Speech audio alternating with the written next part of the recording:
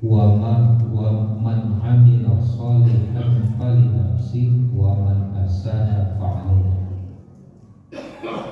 Siapa yang beramal soleh maka dia dapatkan pahala. Siapa yang berbuat kejahatan maka dia dapatkan balasan di azab. Ayat ini seolah-olah memberikan penjelasan kepada kita bahwa di dalam kehidupan kita ini berlaku ketentuan sebab akibat. Kita dapat ganjaran itu akibat karena kita berbuat kebaikan. Ada orang mendapatkan azab itu akibat dari dosa, akibat dari perbuatan salah yang dilakukan. Sebabnya bermaksiat, akibatnya azab. Nah, kehidupan kita ini, bapak-bapak, ibu-ibu, itu berjalan di situ. Pertanyaannya adalah, kalau kita berbuat baik maka dapat pahala, tentu itu tidak jadi masalah. Karena itu yang kita harapkan. Setiap amalan pasti dapat ganjaran. Setiap kesalehan Allah berikan nanti surga. Nah, itu yang kita harapkan. Tetapi di dalam kehidupan kita ini kan tidak bisa lepas dari khilaf dan salah. Tidak ada manusia yang tidak pernah berbuat salah. Selagi dia manusia, dipastikan dia masih berbuat salah. Nah, tadi kalau kita lihat di dalam ayat tadi, setiap kesalahan maka akibatnya dapat siksa. Lalu bagaimana menghindarkan agar dari setiap perbuatan salah yang kita lakukan itu kita terhindar dari akibat yang tidak baik itu? Maka Allah itu Maha Pengasih lagi Maha Penyayang. Dan salah satu sifat Allah itu adalah Al-Ghafur, yaitu Maha Memberi Ampun. Jadi kalau kita berbuat salah, maka tentu kita meminta ampun. Aktivitas meminta ampunan itu disebut dengan istighfar. Jadi kita baca dulu, astagfirullah. Apa artinya, Bu? Ampun. Aku meminta ampunan. Jadi astagfirullah itu aku meminta. Itu doa kita. Ya Allah, berikan ampunan ya Allah. Itu doa kita. Apa yang dimaksud dengan kata-kata istighfar? Istighfar itu asal katanya ghafara. Ghafara itu artinya berpaling, dipalingkan. Maka itu berarti kata-kata istighfar itu sebenarnya kita meminta kepada Allah agar kita dihindarkan dari akibat salah yang kita lakukan. Itu istighfar. Sebab ketentuan tadi bapak-bapak ibu, setiap kebaikan akibatnya pahala, setiap kesalahan akibatnya dosa. Kalau kita berbuat salah, kita istighfar, kemudian di situ kita memohon kepada Allah, ya Allah, dari perbuatan salah yang kita lakukan tadi, hindarkan aku dari akibatnya. Itulah istighfar yang kita lakukan. Nah, karena itulah Bapak Ibu yang dimuliakan Allah, setiap kita, karena kita meyakini bahwa tidak ada manusia yang tidak pernah berbuat salah, maka kata-kata istighfar itu tidak dilapaskan dalam waktu tertentu saja, tapi setiap waktu kita istighfar. Kenapa demikian? Karena kita itu berbuat salah tidak hanya secara fisik, jasmani, lahiriah saja, tapi kesalahan yang paling banyak itu adalah kesalahan yang bersifat batiniah. Ya, Bu. Kalau secara lahiriah itu hubungan manusia dengan manusia. Mau tahu tak itu memperguncangkan orang, itu nggak boleh salah, tapi nampak mau tahu tak, oh minta maaf kepada yang bersangkutan. Tapi kalau batiniah itu yang tahu kita saja Pak. Kita saja yang tahu. Kadang dalam bemanuang lah menusul, bemanuang saja. Ketika bemanuang tu, tak pikir. Bukan perlu ada saya bukan apa di model program lah suhuzon kan lahirnya jasmaninya diam saja, tapi batinnya memang bapak-bapak ibu, kalau dilihat dari sisi hukum, katakanlah hukum syariat, hukum fikih, hukum itu dia berlaku kalau seandainya ada perbuatan, kan itu Pak, baru dijatuhkan hukum. Mencuri itu dihukum sekian, tapi hukuman itu berlaku kalau seandainya aktivitas mencuri itu sudah dilakukan. Tapi kalau seandainya ada orang berniat mencuri Pak, bisa tidak? Sulit. Tetapi kalau dilihat dari sisi Allah Subhanahu wa Ta'ala, maka itu juga dianggap sudah dosa. Kenapa demikian? Sebab di dalam surat Al-Isra Allah berfirman, "Wala taqfu ma laysa laka bihi ilm. Inna as-sam'a wal basar wal fu'ad kullun ulaika kana 'anhu mas'ula." Kata Allah, jangan kamu mengatakan sesuatu yang kamu tidak punya pengetahuan tentang itu. Kenapa? Sebab inna sam'a, sesungguhnya pendengaran, wal basar, penglihatan, wal fu'ad, apa yang terletak di dalam hati ini, kullun, seluruhnya, ulaika kana anhu mas'ula, akan dipertanggungjawabkan di hadapan Allah Subhanahu wa Ta'ala. Berarti kita berniat saja Pak, lah itu risiko dalam catatan Allah Subhanahu wa Ta'ala. Oleh karena itu Bapak Ibu yang dimuliakan Allah, disinilah pentingnya istighfar. Ada satu mufassir menjelaskan bahwa ada dua fungsi istighfar yang kita lakukan. Itu satu, istighfar itu fungsinya sebagai jalan bagi kita untuk dihindarkan dari akibat perbuatan salah yang kita lakukan. Nah, itu makna normalnya itu Pak, tadi yang kita jelaskan.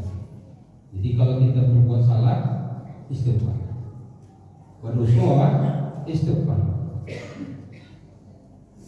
Setiap kita ketika melakukan kesalahan kepada orang, minta maaf, kepada Allah minta ampun. Jadi fungsinya adalah minta dihindarkan akibat yang tidak baik dari perbuatan yang kita lakukan. Yang kedua, makna istighfar itu adalah dia diucapkan sebagai permohonan kepada Allah agar minta dikuatkan batin kita ketika beribadah. Jadi minta dikuatkan. Kalau begitu, ucapan istighfar bukan hanya dilafazkan ketika kita merasa bersalah atau berbuat dosa, tetapi ketika ingin melakukan sebuah ketaatan, maka awalilah dengan istighfar. Kenapa? Karena istighfar itu memperkuat kalbu kita agar ketika beribadah dia dicepatkan khusyuknya. Kenapa demikian? Karena Bapak Ibu, dalam salah satu ayatnya dalam Al-Quran itu diceritakan bahwa penduduk surga itu ternyata mereka juga memohon maghfirah dari Allah. Maghfirah itu kan ampunan Pak, ya Bu? Kan ampunan. Logikanya, kalau orang sudah masuk surga, mereka mungkin berbuat dosa. Ini dalam surga tidak mungkin berbuat dosa. Tapi kenapa mereka minta maghfirah juga kepada Allah? Maka maghfirah yang dimaksudkan penduduk surga itu bukan dalam pengertian dia sudah melakukan perbuatan dosa, tetapi dalam arti mereka meminta supaya tetap dikuatkan kecintaannya kepada Allah Subhanahu wa taala. Bapak Ibu yang dimuliakan Allah, oleh karena itulah beristighfar itu juga merupakan sebuah keasikan bagi seorang hamba agar dia bisa merasakan kedekatan dengan Allah Subhanahu wa taala.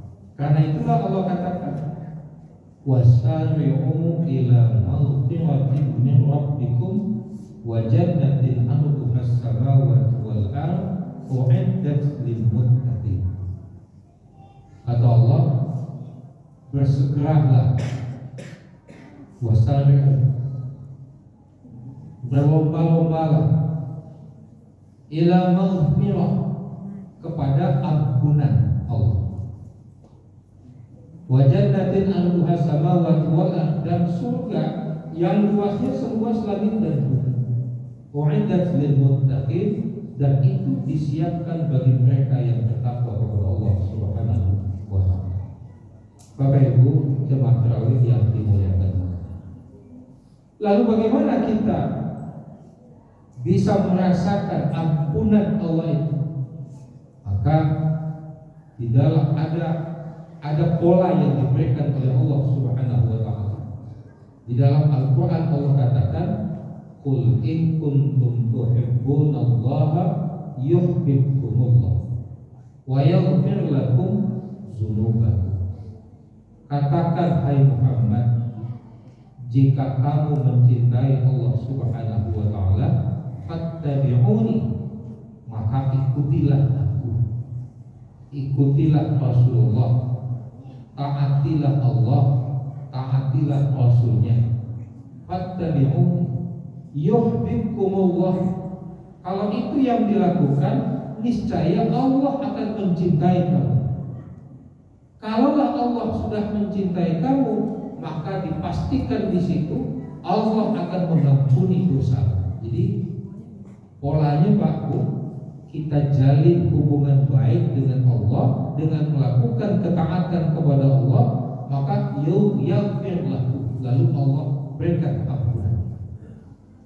Nah, kalau kita lihat pola ini, itu sangat sesuai dan sangat relevan dengan ibadah di bulan suci Ramadan. Di bulan suci Ramadan ini kita sama-sama mengetahui bahwa Ramadan ini adalah bulan ibadah, di mana setiap kita menyediakan waktu untuk memperbanyak ibadah kepada Allah Subhanahu wa taala. Ibadah yang kita lakukan bukan sekadar ibadah-ibadah khusus seperti sholat, zakat, atau haji atau umrah, tetapi juga ibadah-ibadah yang sifatnya amal soleh, hubungan manusia dengan manusia. Artinya di dalam bulan suci Ramadan ini, seluruh aktivitas kebaikan yang kita lakukan, dia harus ditingkatkan menjadi ibadah kepada Allah Subhanahu wa taala. Jangan sekedar menjadi perbuatan yang selesainya hanya di dunia. Misalnya Pak Bu, Ibu beolah kemagi pembukuan ke sekolah, itu niatnya kok? Apakah hanya sekedar ayo petang bagi olah, akhirnya pembukuan gua? Itu boleh seperti itu. Itu dari ibadahnya di situ. Kapan satu perbuatan itu dinilai ibadah? Kalau dia diniatkan karena Allah Subhanahu wa taala. Kalau dia dikaitkan dengan Allah Subhanahu wa taala, jadi ibadah. Disinilah pentingnya akidah dalam kehidupan kita, bahwa setiap perbuatan baik yang kita lakukan, dia harus kita ikatkan kepada Allah Subhanahu wa taala. Nah, itu yang diinginkan oleh Allah. Kecintaan Allah itu kepada hambanya terikat dengan ketaatan kita dalam melakukan perintah, kesungguhan kita dalam meninggalkan larangan Allah Subhanahu wa taala.